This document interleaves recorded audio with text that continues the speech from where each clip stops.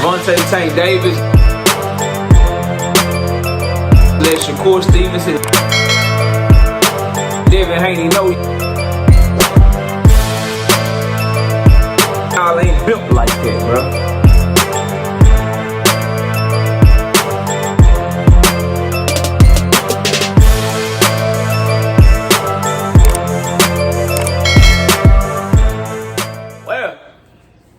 Devin the Dream Haney posting pictures on his social media. He back in the gym getting ready for his next fight.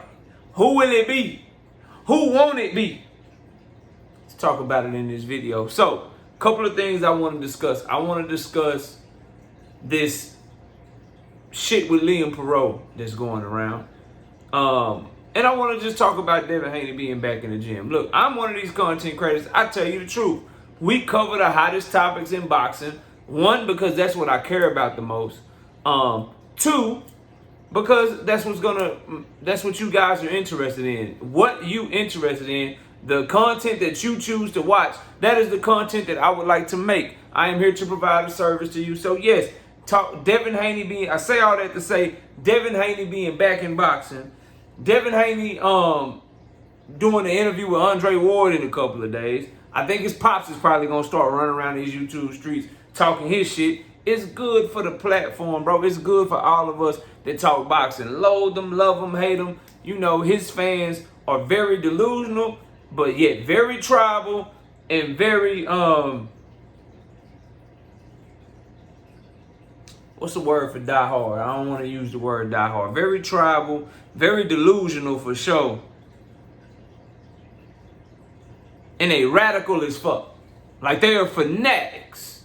They are fanatics. All 212 of them.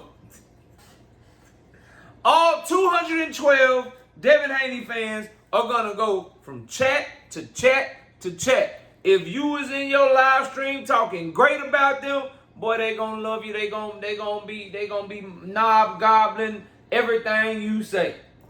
Going hard for Devin. They gonna agree with everything. It's gonna be a big ass kumbaya shit.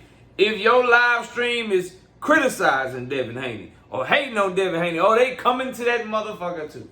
And they gonna say all kind of delusional shit, all kind of shit riding for they guy. And if you happen to drop a link, you gonna get a Devin Haney fan to hit that motherfucker taking up for they guy. So YouTube and social media in general is just better when the Haneys are back in boxing. So I'm excited that he's back in the gym. Smash the like, sub up.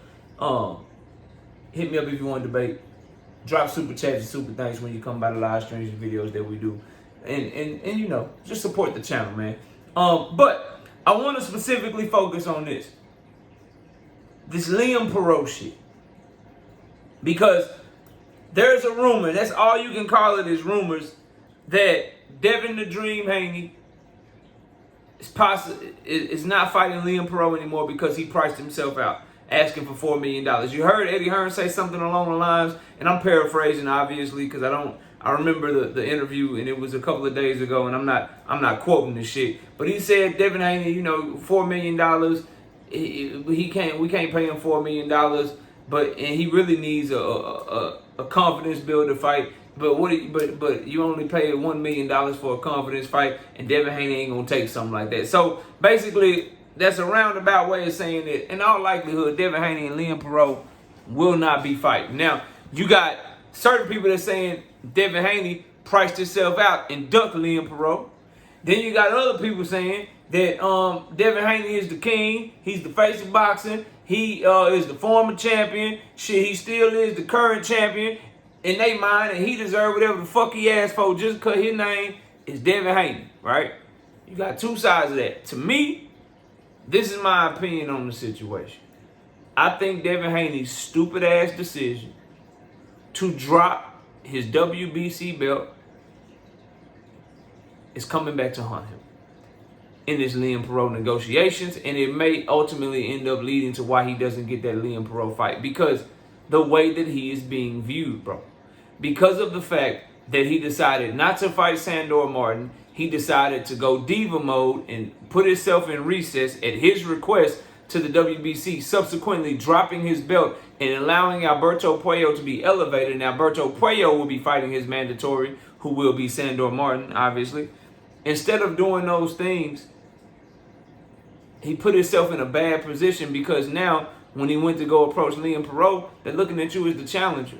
When you went to go approach Liam Paro, all they know of your market value right now is that you had one team, one promotional outfit bid on your fight with Sandor Martin, and they bid a very low number, $2.4 million. So everyone's looking at Devin Haney like, yo, you dropped your belt. We know that your market value ain't hitting on shit because nobody bid on your shit, and the one person that did, this is what they valued your shit at.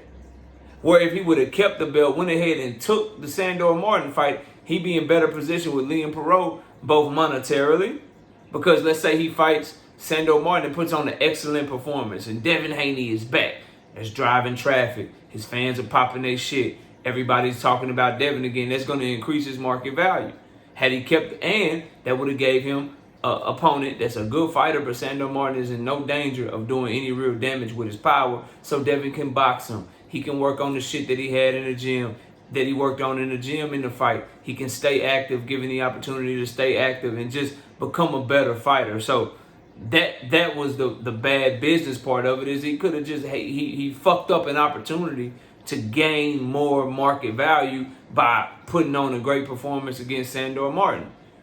Having an extra fight under your belt can never hurt you if you're a fighter at the world class level. Inactivity is one of the biggest things that makes a career go by the wayside very, very fast.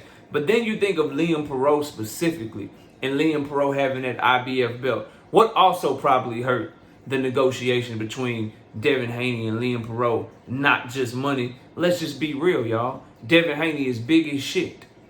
The guy is 165 to 170 pounds walking around in shape. So it's important for him to be able to rehydrate at his own will and rehydrate at however he wants to after he makes weight during the weigh-in. Well, who doesn't allow you to do that? The IBF doesn't allow you to do that. So in negotiating with Liam Paro, that is a huge factor in taking that fight. That's a huge factor because the IBF has a 10-pound rehydration clause limit on it if you're only fighting for the IBF belt, which goes back to the stupid-ass decision to drop the WBC belt. Had he had the WBC belt, went ahead and fought Sandor Martin, beat his ass, then go into negotiations with Liam Paro, now you're negotiating a unification fight. You have more leverage to ask for more money if they want you to go to Australia. You have more leverage to say, hell no, I'm a champion too, I'm the bigger name. We're going to fight on a neutral ground. We can maybe go to Saudi Arabia or some shit with Riyadh season, Eddie, since you fucking with Turkey. Or you can bring his ass to America.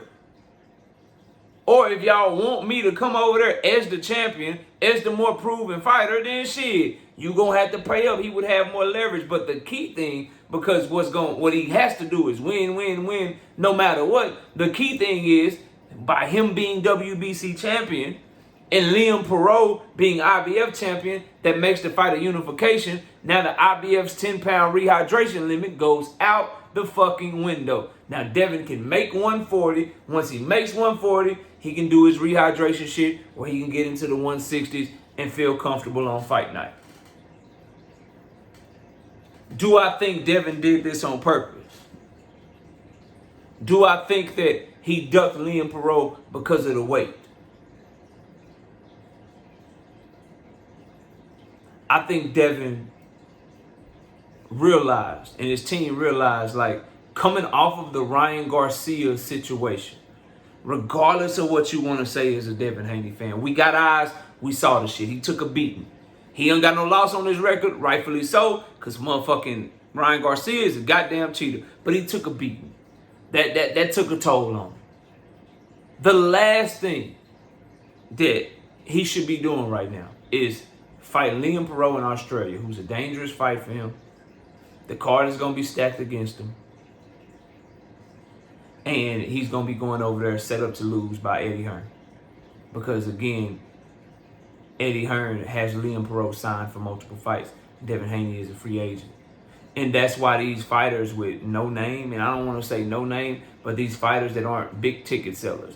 It's different when Canelo is going from DAZN to PBC to DAZN, wherever the hell he going, it's different because he's a real big name. So boxing and the politics and the business gonna be on his side. He the gravy train.